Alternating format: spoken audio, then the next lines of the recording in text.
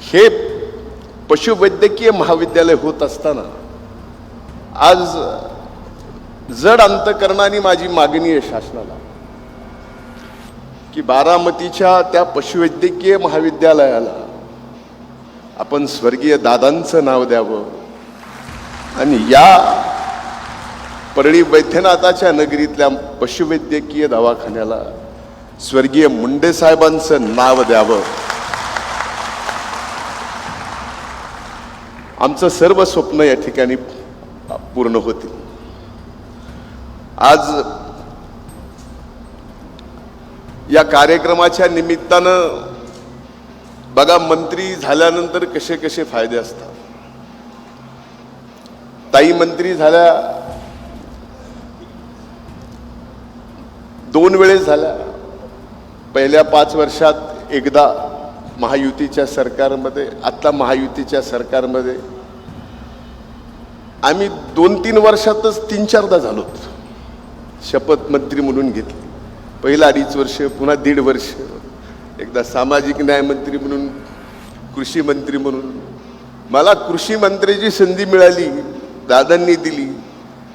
दादांनी या ठिकाणी कृषी मंत्री म्हणून पहिल्यांदा KYCचा विषय आपल्या बारामती ॲग्रोला कृषी मंत्री झाल्यानंतर मला पाठवलं. तिथं एक मोठं कृषी विभागाचा निधी त्या ठिकाणी दिला आणि त्याच वेळेस मी परळीमध्ये कृषी महाविद्यालय, 3 वेगवेगळे महाविद्यालय आपण या ठिकाणी मंजूर केले.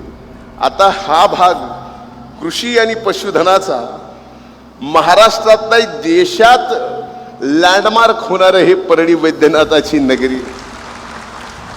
या कृषीशी संलग्न असणारे 3 महाविद्यालय, पशुधनाच्या संलग्न असणारे 3 महाविद्यालय आणि तेही राज्य दर्जाचे नाही, होताना राष्ट्रीय दर्जाचे नाही, तर दोन्हीही कृषी आणि पशुसंवर्धनचे ही महाविद्यालय आंतरराष्ट्रीय दर्जाचे होत आहेत.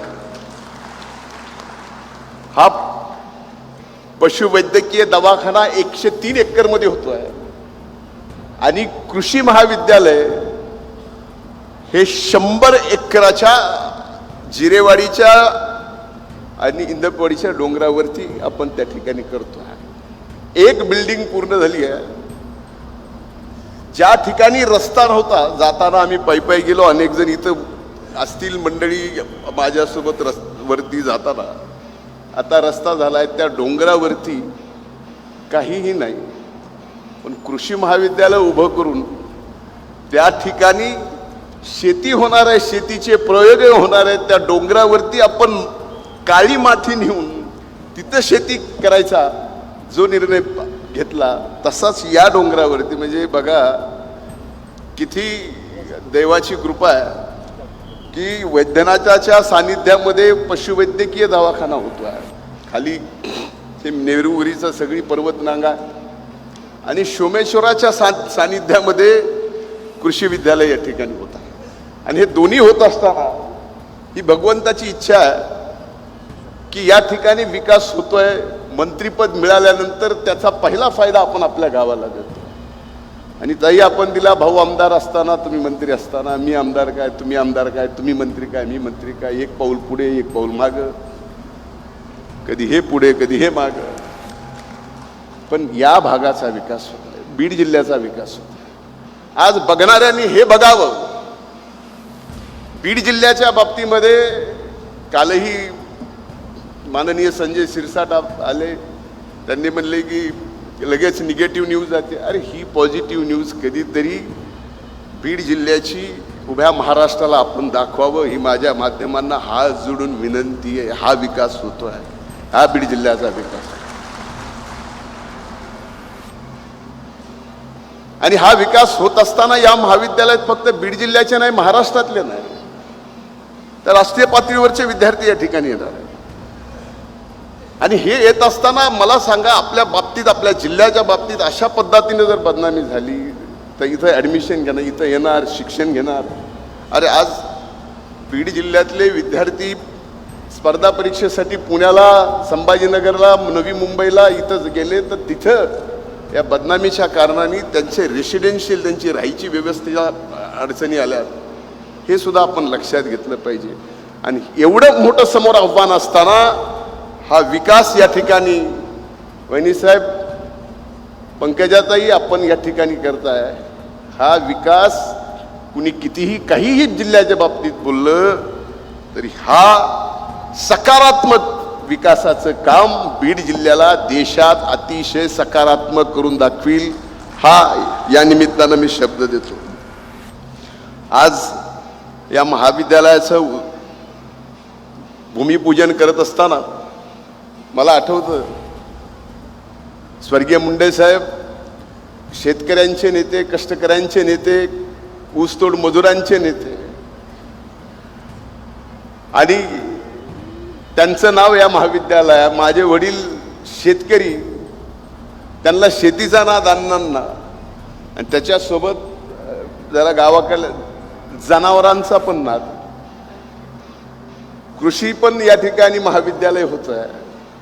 आणि स्वर्गीय अण्णांना ज्या पशुधनाची आवड होती त्या महाविद्यालयाचं पण या ठिकाणी आज महाविद्यालयाचं भूमिपूजन होत आहे. मनामध्ये काही जरी झालं तरी मुलगा असो मुलगी असो, आपल्या वडिलांचं एखादं स्वप्न, एखादं काम कुठल्या तरी माध्यमातून पूर्ण केलं आणि त्याची व्याप्ती मोठी दाखवली तर एक समाधान मिळतं. ते समाधान नक्कीच आज पंकजाताईच्या मनामध्ये आहे आणि माझ्या मनामध्ये सुद्धा नक्कीच आहे. वहिनीसाहेब, आज आपण पहिल्यांदा आलात, आम्हाला मागायचं नाही, पण मागत असताना आम्ही नंतर मागू, पण आज एवढं सांगतोय की अशा परिस्थितीत आपण राज्याच्या उपमुख्यमंत्री म्हणून जबाबदारी स्वीकारली आहे.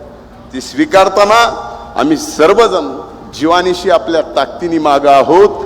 हा महाराष्ट्र, हा बीड जिल्हा विकासाच्या दृष्टीनं आपल्याला आपल्या मार्गदर्शनाखाली पुढे आणायचाच आहे. माझी एकच या ठिकाणी विनंती आहे, काही मागायचं जरी नसलं तरी मला एक गोष्ट काही सहकाऱ्यांनी ठासून सांगितली की या भागामध्ये जसं 12 ज्योतिर्लिंगाचं हे स्थान आहे, श्रावण मास चालू आहे, तीर्थक्षेत्राचं फार मोठं काम सुरुवात पंकजाताईंनी केली. आता आपण शिखराकडे जातोय, मोठं काम या ठिकाणी आपण करतोय. त्याच्यासोबत या ठिकाणी फार मोठ्या प्रमाणावर वहिनीसाहेब अल्पसंख्याक मंत्रालयाची जबाबदारी सुद्धा आपल्याकडे आहे. या बीड जिल्ह्यामध्ये, या परळी विधानसभा मतदारसंघामध्ये मोठ्या संख्येनं अल्पसंख्याकाचा विकास होणं पण आवश्यक आहे. आम्ही तसा प्रयत्न चालू केला आहे. दादांच्या नेतृत्वाखाली फार मोठी कामं झालीत. या पुढच्या काळात तीही कामं मी या ठिकाणी आपल्याला सांगणार आहे. परळी नगरीत या वैद्यनाथाच्या भूमीत आपण आलात, आपलं मी मनपूर्वक स्वागत करतो.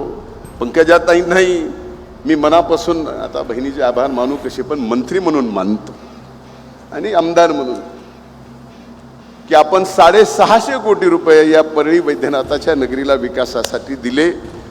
आपले मनापासून आभार.